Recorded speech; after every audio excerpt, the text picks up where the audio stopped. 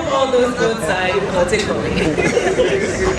Good afternoon, fellow parents, members of the high table, and of course, our most precious participants. It's an honor to be here again. As you know, we are at the peak of the pre-election period. As a matter of fact, yesterday was a special voting, and we literally have just 3 more days before the big day. And so, unfortunately, I won't be able to participate in the race today. I saw a video of my race last time, and I couldn't believe the speed. But anyway, next year, by God's grace, we can participate more fully. The issue of inclusivity is something that is really of concern to me. And I'm really sorry, thank you. They are blocking your view, aren't they? Yes, they are blocking my view too. All right. The issue of inclusivity is something that is very dear to my heart. Because, as I keep saying, persons living with disability are not looking for pity, are not looking for sympathy.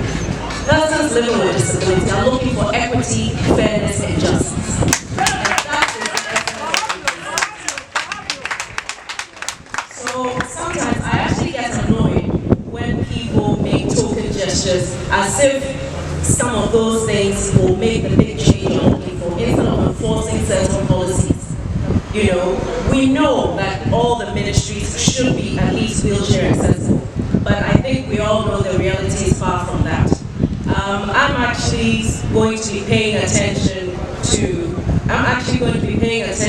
what happens at the polling stations this election, to see to what extent the Electoral Commission has factored in persons living with disability to be able to make accessibility to the polling stations as free and as fair and as smooth as possible. Because I remember last year during the regional, I think it was the Greater Accra regional elections for the executives, and I saw something which made me very sad and a bit annoyed. There was a lady who needed to come and cast her vote, and she had to be carried. And she was carried by someone who didn't even appreciate that this was a lady wearing a dress.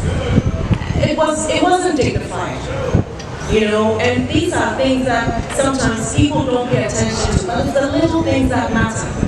And so for some of us, we will continue to be a mouthpiece and an advocate for all persons living with disability. So for me, it's not just appearing here and sharing with you on the 3rd of December. It's an ongoing activity where every opportunity to speak on behalf of persons living with disability is an opportunity to speak about inclusivity, about fairness, and about justice. And so I would like to congratulate all of you for being here today. And to the parents and guardians of the children who are living with disability, the parents and guardians and family members. And I know looking after a child who has a disability in Ghana is not easy. The system is not even fixed properly so that it makes it easy for you. You're not even given the kind of, I suppose, the grace that you need to make it easier for you to care for the children. And I believe that these are all things that we need to address. And I will continue to fight for that as a member of parliament.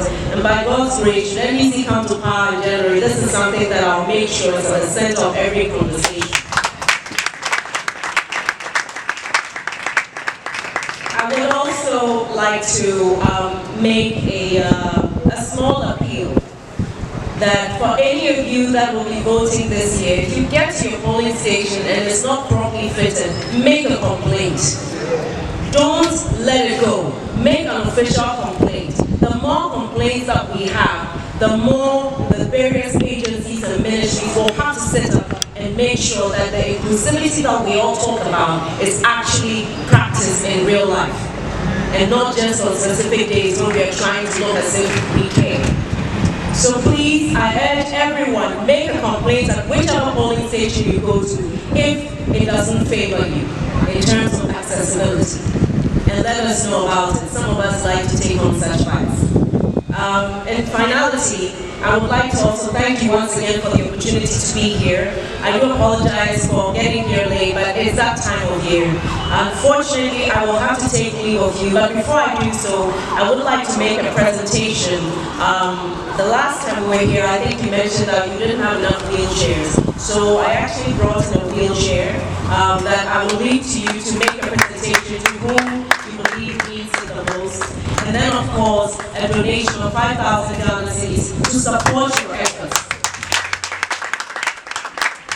I do pray that with time we can do a lot more. We can get more corporates and other companies involved in supporting the cause. But in the meantime, this is the bit that we can do to support you. And thank you so very much. May God bless you, and may we have a peaceful election so we can get on with our lives the following day as if nothing happened. God bless you. Thank you so much.